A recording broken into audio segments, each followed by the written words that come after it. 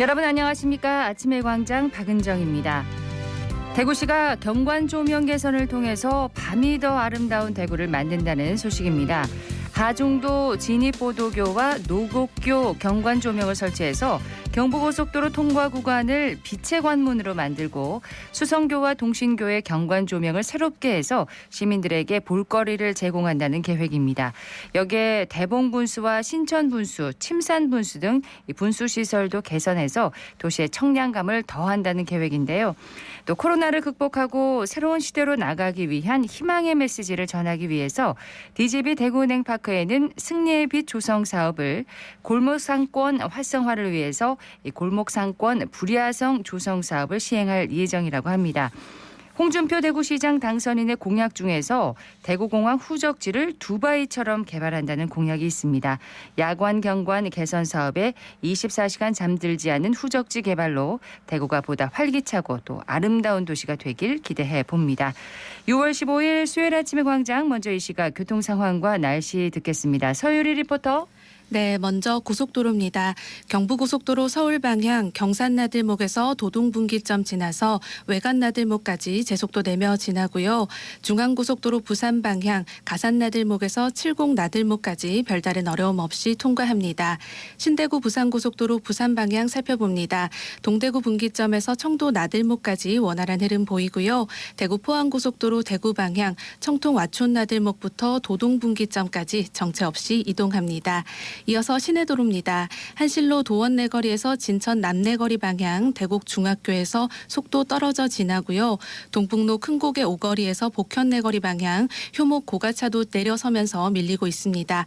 이어서 국채부상로 살펴봅니다. 동원초등학교 내거리에서 무열대 내거리 구간 차량 서행하면서 지나시는데 4분 정도 생각하셔야겠고요.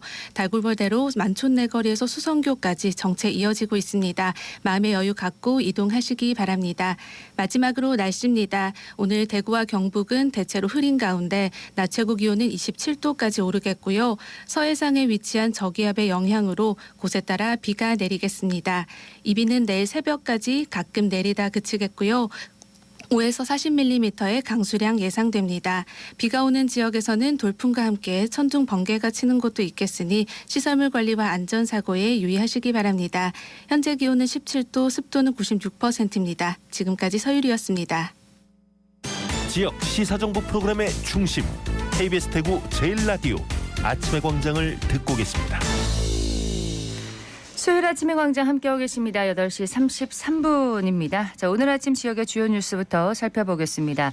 뉴스민의 천용길 기자, 경향신문 백경열 기자와 함께합니다. 두 분 어서 오세요. 네, 안녕하십니까. 자, 민주노총 화물연대 파업을 철회하기로 했습니다. 그렇습니다. 어젯밤 협상을 벌였고 국토교통부와 화물연대가 어젯밤 10시가 조금 넘는 시점에 안전운임제를 지속적으로 추진하는 내용 등에 합의하면서 협상을 최종 타결지었습니다. 며칠 만인 거죠? 네, 파업. 7일 만에 이 파업을 철회하기로 했는데요. 네. 오늘부터는 일단 집단 운송 거부를 중단하고 물류 수송을 재개하기로 했습니다. 우리 지역 같은 경우에도 이 포항이나 이 구미 지역에서 이 철강 물류 등에 있어서 이 상당한 일정 부분 이 차질을 또 빚었었는데 네. 오늘부터는 이제 물류가 재개됩니다. 이 안전운임제는 화물 노동자들의 적정 임금을 보장하고 이 과로나 과적, 과속을 방지하겠다라고 하는 취지로 이 도입이 됐었는데 3년 전에 3년만 운용한 다음에 이걸 도입하지 않는다라고 하는 일몰제로 이 시행이 됐었습니다. 예. 일단 국토부는 안전운임제의 시행 결과를 국회에 좀 보고를 하고 국회에서 안전운임제 일몰제가 끝나기 전에 지속적으로 좀 시행될 수 있도록 논의하기로 합의에 이르게 된 겁니다. 최근에는 또 기름값이 계속 오르면서 이 부분도 사실 화물 노동자들을 어렵게 하는 요인 중 하나였는데 네. 이 국토부가 유가 보조금을 좀 확대 지급하는 방안도 검토하기로 했다고 합니다. 그러니까 일몰제에 따르면 올해 말에 이제 폐지되는 건데 네. 이것을 이제 연장을 할 것인지 네. 그렇게 이제 긍정적으로 검토를 하는 거네요. 그렇습니다. 이 국토부에서 이 평가, 이 결과를 국회에 보내고 국회가 이제 법의 올 연말이면 끝나는 건데 이걸 개정해서 네. 지속적으로 연장하는 방안으로 추진하기로 했는데 지금 생각해 보면 어느 정도 예상됐던 이 사례지 않았습니까? 네. 그렇다면 뭐 정부나 국회도 사전에 화물 노동자들과 대화를 했더라면 하는 좀 아쉬움이 있는데 이 새 정부 출범과 함께 어느 정도 노동계와의 좀 기싸움 양상이 있지 않았나 이렇게 예. 보여집니다. 예. 다음 소식 듣겠습니다. 네, 7명의 사망자를 낸 법률사무소 방화 사건을 수사 중인 경찰이 그 피해자의 자세한 범행 경위를 좀 밝히는 데 난항을 겪고 있습니다. 어제 이제 대구경찰청 등에 따르면 이번 사건은 피해자 A 씨가 소송 상대편 변호사에 대한 불만으로 범행한 것으로 추정이 되지만 세부 증거가 좀 나오지 않고 있는데요. 예. 경찰은 사건 현장에서 휘발유 성분이 나오면서 그 A 씨가 휘발유를 뿌려 불을 낸 것으로 보고 있지만 언제 어디에서 이 휘발유를 샀는지 아직 확인되지 않았습니다. 이에 따라 경찰은 A 씨의 카드 사용 내역 등을 집중적으로 살피고 있고요. 또 피해자 2명이 흉기에 찔렸고 사건 현장에서 흉기도 나왔거든요. 예. 범행에 사용됐을 가능성이 큰 만큼 흉기의 출처도 찾고는 있습니다. 그러니까 범행의 구체적인 증거 자료를 지금 찾고 있는 거네요. 예. 그렇습니다. 이제 범행 계획 등을 좀 파악하기 위해서 그 경찰이 A 씨의 집에서 휴대전화와 컴퓨터를 압수했거든요. 그 디지털 포렌식 작업이 좀 진행이 되고 있고요. 경찰은 A 씨가 관여된 소송 기록을 또 검토를 하고 있습니다. 네. 사건 주요 관계자에 대한 조사가 대부분 이루어진 만큼 이런 구체적인 물증이 나오면 사건의 경위를 종합적으로 판단할 수 있을 것으로 보고 있습니다. 지금까지 공범은 없는 것으로 파악은 됐습니다. 네. 수사가 마무리되면 피의자 사망에 따라 공소권 없음으로 사건을 종결하고 검찰에 넘길 예정입니다. 예. 다음 소식 듣겠습니다. 네, 대구시 의회가 1991년 다시 문을 연 지 31년 만에 의장 선출 방식을 바꾸기로 했습니다. 7월부터 임기를 맞는 새 대구시 의회는 바뀐 방식으로 의장을 선출하게 되는데요. 네. 이전까지 대구시 의회 의장과 이 부의장 또 위원장을 일명 교황 선출 방식으로 뽑아왔습니다. 이 별도 입후보 절차 없이 모든 의원을 후보로 두고 이 자유로운 투표를 통해서 이 과반 지지를 얻은 의원이 나올 때까지 이 투표를 계속하는 방식이었거든요. 그럼 어떻게 바뀌는 거예요? 네, 이게 이제는 후보 등록을 사전에 하고 정견 발표도 하고 나서 투표하는 방식으로 바꾸게 됩니다. 네. 이전에 그 의장 선거에서 이 교황 선출 방식이 좀 논란과 문제를 일으켰던 게 이게 그 누구나 후보가 될 수 있기 때문에 사전에 어느 정도 이 의견 조율은 있지만 도대체 어떤 공약과 정견을 가지고 의장을 하려고 하는지 아무도 알 수가 없었거든요. 이 논란이 좀 불거지자 많은 지역에서 의장 선출 방식을 이런 후보 등록제로 바꾼 바가 있고요. 네. 이미 광역의회는 부산, 인천, 대전, 울산, 광주, 세종, 충북, 전북, 전남, 경남까지 17곳 중에 10곳이 도입했고 이 기초의회도 한 절반 정도 되는 100여 곳이 후보 등록제 방식으로 바꾼 바가 있었습니다. 네. 그러면 그러니까 다음 달 출범이죠. 그렇습니다. 예. 네. 대구시 의회는 이제 의장을 그러니까 뭐 많은 대부분의 그 의회에서 이렇게 하고 있네요, 이미. 그렇습니다. 네. 이 교황 선출 방식이 많은 갈등을 좀 낳기도 했고 이 괜히 의회에 대한 이 신뢰도만 떨어뜨리는 모습을 좀 보였었거든요. 네. 이제 대구시 의회도 후보 등록을 미리 하게 되면 시민들도 사전에 좀 알 수 있고 누구인지. 이 정견까지도 발표한 가운데 선출하게 됐습니다. 예. 자, 이슈 토크로 넘어가도록 하겠습니다. 오늘 짚어볼 이슈는 뭔가요? 네, 오늘은 노인학대 예방과 이 조기 발견에 대한 관심을 좀 높이고 이 노인 인권에 대한 인식을 제고하기 위해 지정한 노인학대 예방의 날입니다. 인구 고령화와 함께 갈수록 늘어나는 노인학대 문제 오늘 한번 짚어보겠습니다. 예, 참 안타까운 일이 아닐 수 없는데 이 노인 학대와 관련해서 최근에 나온 자료가 있나요? 네, 경상북도에서 최근 4년간 그 경북 지역에 접수된 노인 학대 신고 건수를 좀 분석을 했는데요. 그 노인 학대 사례가 2018년 432건, 2019년에는 494건이었고요. 또 2020년에는 10건, 2021년에는 599건 등으로 매년 이렇게 늘고 있는 것으로 그러네요. 파악이 됐습니다.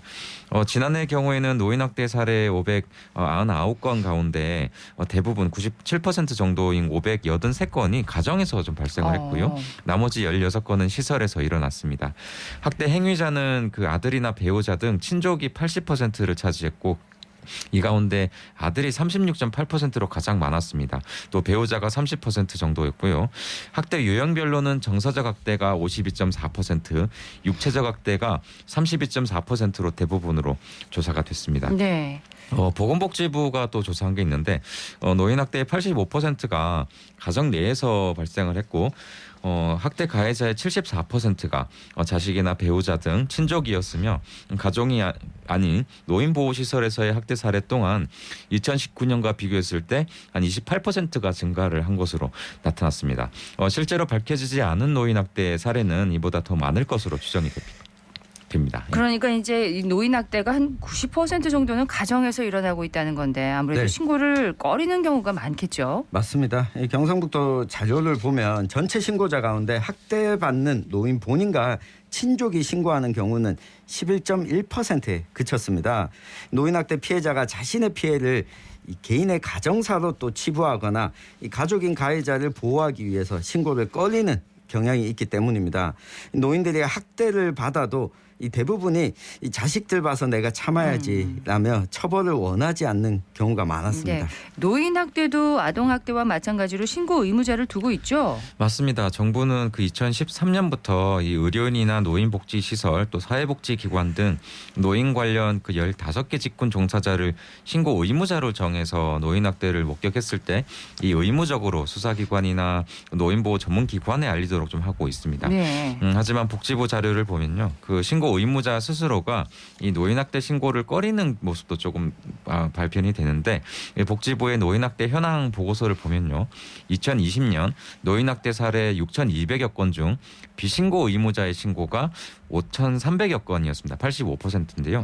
반면 신고 의무자에 대한 신고 건수는 나머지인 930건, 30여 건 정도에 그쳤습니다.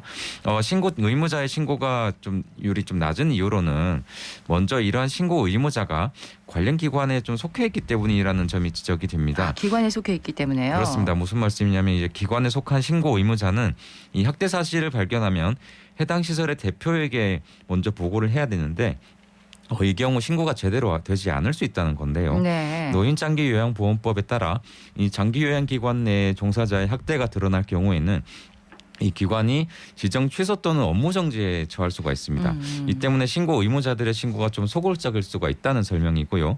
동료 기관 내 소속 기관 내 또 동료 의식이나 또 뭐 업무 정지를 우려해서 이 사건을 은폐하려는 경향도 적지 않을 것으로 추정이 됩니다. 그러니까 이 기관 종사자가 자신의 기관을 신고하기가 참 쉽지 않을 것 같습니다. 그래서 이제 학대를 눈 감아주는 경우가 많은 건데 이게 어떻게 해야 할까요? 네, 신고 의무자가 정당한 사유 없이 학대 신고를 하지 않을 경우 500만 원 이하의 과태료만 부과가 됩니다.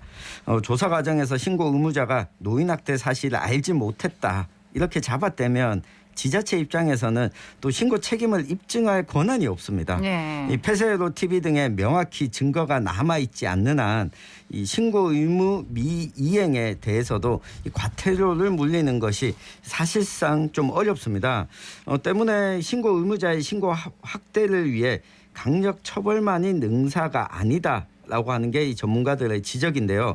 신고 의무자에 대한 교육을 좀 확대하고 신고자에 대해서 불이익 처분을 좀 금지하도록 하는 조항을 마련해서 신고 의무자들이 신고를 하더라도 스스로 좀 보호받을 수 있도록 이 제도 개선이 필요하다라고 네. 입을 모으고 있습니다. 참 쉽지 않은 부분이긴 한 것 네. 같습니다. 근데 이런 경우는 의료인이나 노인복지시설, 뭐 사회복지기관 이런 어떤 이런 직군의 종사자를 신고 의무자를 정한 경우고 가정 내 노인 학대도 이제 외부로 드러나지 않아서 이제 주변에 관심이 필요한 거잖아요. 그렇습니다. 뭐 아동 학대와 마찬가지로 노인 학대도 비슷한 거라고 보시면 될 것 같아요. 경찰은 노인 학대의 신고가 이런 가정의 참견이 아니라 좀 도움이라고 강조를 하고 있습니다. 경북도 같은 경우에는 전국에서 처음으로 이 노인 인권 보호사 460명을 좀 위촉을 해서 지역 어르신과 함께 노인 학대 예방 홍보와 신고 등을 하도록 하고 있습니다. 근데 만약에 이제 노인 학대를 신고했습니다. 그 네. 이후의 처리는 그럼 어떻게 진행되는 건가요? 네, 일단 신고를 하면 이 접수가 됩니다. 학대 당한 피해 노인의 이름, 뭐 주소, 연락처, 학대 상황 등을 먼저 파악을 하고요. 그 다음에 현장 조사가 이뤄집니다. 학대 피해 노인과 또 학대 행위지를 또 찾아가서 구체적인 상황과 정보들을 수집하고 이게 노인 학대로 판정할 수 있는지 판정한 다음에 어떤 서비스, 어떤 지원이 필요한지 계획을 세웁니다. 네. 그 다음에 서비스가 제공되는데 이 서비스는 뭐 상담, 법률, 의료 뿐만 아니라 당장 급하다면 노인 보호 쉼터에 입소하는 등 여러 서비스가 한꺼번에 좀 이뤄지게 됩니다. 그다음은요? 네, 그 다음에 이 학대 피해 노인이 앞으로도 안전하게 생활이 가능한지 확인한 다음에 종결 처리를 하고요. 네. 이 종결 처리가 된 이후에도 이 학대당했던 노인이 또다시 이 학대를 당하지 않을지 계속 좀 모니터링하는 것까지도 함께 이루어지게 됩니다. 예. 뭐 늙지 않는 사람이 어디 있겠습니까? 지금 노인 보호 체계를 잘 마련해 두지 않으면 미래도 우리가 어두운 현실에서 고통을 받을 수 있다는 걸 좀 염두에 두고 대책을 잘 세워야겠습니다. 네, 뭐 지금 아동학대에 대한 인식은 사실 사회적으로 많이 개선이 됐지 않습니까? 이게 범죄라는 인식이 있고 예방할 수 있는 그런 방지책도 좀 마련이 되어 있는데 네. 개인적으로 그 뭐 노인과 아이에 대한 배려가 그 사회의 수준을 보여주는 거라고 저는 생각을 해 왔는데 하고 있습니다. 네. 그 이 노인학대 예방과 사후 관리를 좀 이제 강화하기 위해서 이 노인학대에 대한 대국민 인식 캠페인을 좀 벌이는 게 좀 필요하다고 생각합니다. 아동학대처럼 어르신이 존중받는 사회를 만들도록 이 노인학대가 더는 이런 개인만의 불행이 아닌 우리가 모두 좀 관심을 가져야 하는 사회적인 문제다. 이런 점을 좀 명심했으면 좋겠고요. 네. 오늘 그 노인학대 예방의 날이 노인 인권에 관심을 가지는 계기가 좀 되기를 바라봅니다. 네, 뭐 누구나 노인이 된다는 사실, 뭐 당연한 사실인데요. 세월을 잡을 수는 없죠. 맞습니다. 누구도 나이가 많다는 이유 하나만으로 학대받거나 또 혐오의 대상이 되어서는 안 됩니다. 이건 반대로 아동의 경우도 마찬가지고요. 거동이 불편한 노인의 의식주 등 일상생활 관련 보호를 제공하지 않는 것도 노인 학대입니다. 예. 경제적 능력이 없는 노인의 생존을 위한 경제적 보호를 제공하지 않거나 또 의료를 제공하지 않는 것도 모두 노인 학대거든요. 생각해 보면 이 부분은 가족뿐만 아니라 우리 사회가 그리고 그럼요. 국가와 지자체도 좀 방기하고 있었던 게 아닌가 싶은 생각이 드는데 일단 노인 학대를 알게 된다면 노인보호 전문기관이죠. 신고부터 해야 됩니다. 네, 국번 없이 1577-1389번으로 신고부터 해주셨으면 좋겠습니다. 네, 오늘이 노인학대 예방의 날이라는 것도 또 기억을 해야 되겠습니다. 뉴스민의 천영길 기자, 경향신문 백경열 기자였습니다. 고맙습니다. 네, 고맙습니다.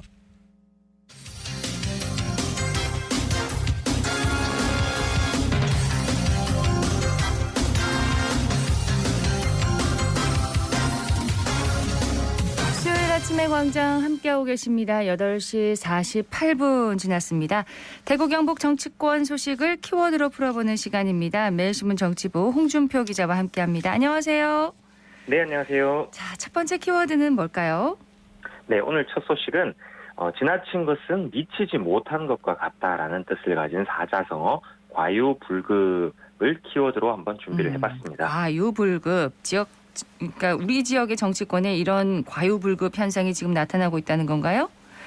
네, 그렇습니다. 이제 지난 3월이었죠. 대구 중구 남구 국회의원 보궐선거에서 국회 입성에 성공한 임병헌 의원이 보좌진 정원의 절반 이상을 지역구에 배치를 했는데요. 네. 대부분의 의원이 보통은 지역구에 보좌진 2명을 배치하는 점을 고려할 때 좀 과하지 않느냐라는 시각이 지배적인 가운데 시작부터 차기 총선을 노리고 의정 활동보다는 지역구 관리에만 올인하는 것 아니냐라는 지적이 나옵니다. 보궐선거로 의원이 된 만큼 다음 선거까지 시간이 많지 않다 보니까 2024년 총선을 염두에 두고 보좌진을 대거 지역구에 배치해서 표박거리에 나섰다라는 것입니다. 네, 지역구에 보좌진을 얼마나 배치했길래 이런 얘기가 나오는 건가요? 네, 임 의원은 인턴 포함 전체 보좌진 정원 9명 중에 5명을 지역구 사무소에 배치를 했습니다. 4급 보좌관 1명, 5급 선임 비서관 2명, 그리고 7급 비서관 1명, 8급 비서관 1명 등인데요. 이는 일반적인 지역구 보좌진 수보다 2배 이상 많고 전임자인 곽상도 전 의원이 3명을 배치했는데 이보다도 2명이 더 많습니다. 예. 그럼 국회에서 일하는 사람은 4명인 건가요? 네, 그렇기는 합니다만은 이마저도 이제 정치 자금을 관리하고 회계 업무를 보는 9급 비서관과 조만간 계약이 끝나는 인턴 1명을 제외하면 사실상 4급 보좌관 1명, 6급 비서관 1명 등 2명이 임 의원의 의정활동 전반을 지원하는 셈입니다. 이 때문에 이제 국회 관계자는 정책을 담당하는 5급 선임 비서관 2명을 포함해서 보좌진 5명을 지역구에 둔다는 건 입법, 상임위원회 등 국회 의정활동을 아예 포기하겠다는 뜻이다라면서 국회 역사상 전무후무한 일이다. 지방의원과 국회의원을 혼동하고 있는 것으로 보인다라고 지적을 했을 정도입니다. 네. 근데 이례적이라고 볼 수는 있겠지만 이게 이제 문제의 소지가 되는 건가요? 네, 세부 내용을 좀 들여다보시면 알게 되는데요. 임 의원이 지역구에 배치한 5급 선임 비서관 1명을 입법활동과 무관한 수행비서로 활용하고 있어서 비판이 더욱 거셉니다. 수행비서로요? 예. 네. 국회의원의 보좌직원과 수당 등에 관한 법 제2조에도 이제 국회의원의 입법 활동을 지원하기 위해 보좌관 등 보좌직원을 둔다라고 규정을 합니다. 네. 여기에 그리고 과거 남구청장과 중구구청장 재직 때 인연을 맺은 남구체육회 사무국장 등 전직 공무원으로 지역구 보좌진을 구성을 하면서 이른바 측근 챙기기 논란도 제기가 됩니다. 이제 지역정치권 관계자는 국정감시를 도우라고 국민 세금으로 월급 받는 보좌진 5명이 임 의원의 재선을 위한 표 관리를 하고 다니는 셈이다라면서 임 의원 본인도 국정 견제는 뒷전인지 국회보다는 지역구에 있는 시간이 더 많다라고 네. 꼬집었을 정도입니다. 자, 임 의원의 입장도 좀 들어봐야 되겠는데요. 네, 임병헌 의원은 이제 국회에 처음 들어와서 전례를 모르고 급하게 보좌진을 짜다 보니 발생한 일이다라면서 보좌진들도 가족이 있는데 3개월 만에 바꿀 수는 없을 것 같다. 일단 대구 사무소에서 서울을 적극 보완하도록 할 것이다라고 해명을 했습니다. 또한 관련 보도가 나가자 임 의원은 내주 월요일부터 대구에 있는 5급 선임 비서관 1명을 국회에 배치하겠다고 밝혔습니다. 네. 이번 키워드가 과유불급, 지나친 것은 미치지 못한 것과 같다. 이런 사자성어였습니다. 다음 소식으로 가보죠. 이번 키워드는 뭔가요? 네, 그 소설 삼국지에 죽은 공명이 산 중달을 물리쳤다라는 말이 나오잖아요. 예. 네, 이번 소식은 정치권에서도 죽은 공명이 산 중달을 물리칠 수 있을지 관심을 모은다. 그런 이야기입니다. 이번에는 무슨 내용인지 모르겠습니다. 감이 네. 안 오는데요. 네, 지난달 초 이제 정계 은퇴를 선언한 김부겸 전 국무총리가 다음 더불어민주당 대표 적합도 조사에서 현역인 이재명 의원에 이어 2번째로 높은 선호도를 기록한 여론조사 결과가 나왔습니다. 네, 참 재밌는 결과입니다. 여론조사 내용을 좀 자세하게 들려주세요. 네, 여론조사 업체 미디어 토마토가 지난 7일 전국 만 18세 이상 유권자 1,014명을 상대로 진행해 10일 발표한 여론조사 결과에 따르면은 네. 차기 민주당 대표 적합도를 묻는 질문에 응답자의 32.1%가 이재명 의원을 그리고 26.3%는 김부겸 전 총리를 선택을 했습니다. 오차가 얼마 안 납니다. 격차가요. 네, 두 사람 간 격차가 5.8%포인트로 오차 범위 아니었고요. 반면에 이제 우상호, 홍영표, 서른 등 민주당 내 전현직 의원들의 대표 적합도는 5%를 넘지 못하는 수준이었습니다. 또 김 전 총리의 정계 복귀와 민주당 전당대회 출마에 관해서는 응답자의 41.4%가 찬성한다고 답했고 36.2%는 반대 응답을 내놨습니다. 네. 자, 그 차기 민주당 대표 적합도 조사에서 이 정계 은퇴를 선언한 김 전 총리가 갑작스럽게 이렇게 소환된 배경이 뭘까요? 네, 친문 그러니까 친문재인과 친명, 친이재명으로 상징되는 민주당 내의 격렬한 계파 다툼에 대한 피로감이 반영됐다라는 분석이 나옵니다. 김 전 총리는 운동권 출신이기는 하지만 민주당 지지세가 약한 TK에서 당선되고 지역주의를 깼던 기억이 남아 있고요. 네. 계파색도 비교적 옅은 편이잖아요. 이제 실제로 민주당의 주도권을 어떤 세력이 쥐는 것이 바람직하느냐라는 이번 설문조사 질문에서 응답자의 44.2%가 기타 다른 세력을 꼽아서 32.9%를 받은 친명과 10.5%를 받은 친문보다 많았습니다. 네. 또한 이재명 의원의 전당대회 출마에 관해서는 응답자의 50.8%가 반대를 했을 정도입니다. 그렇군요. 자, 김 전 총리의 정치적 기반인 TK에서는 그럼 반응이 어땠을까요? TK 응답이 다소 특이했는데요. 적합도 항목에서는 40.8%가 김 전 총리를 선택하며 전국에서 가장 높은 지지율을 보였습니다. 다른 지역의 경우 30%를 넘는 곳이 강원, 제주뿐이었고 나머지는 모두 20%대였는데요. 네. 유독 TK에서만 40%대 적합도를 기록한 겁니다. 그러나 TK는 김 전 총리의 정계 복귀와 전당대회 출마에 관해 반대한다는 응답도 44.6%로 전국에서 가장 높았습니다. 특히 찬성 응답보다 반대가 더 많았던 지역은 TK가 전국에서 유일했습니다. 정말 특이합니다. 왜 이런 선택이 나왔을까요? 이게 이제 민주당 내에서 유일하게 무게감 있는 TK 인사인 김 전 총리에 대한 인물 단위 선호도는 지역 내에서도 높지만은 네. 민주당에 대한 비토 의견은 강한 그런 보수적 지역 정서가 복합적인 영향을 미친 것으로 풀이가 됩니다.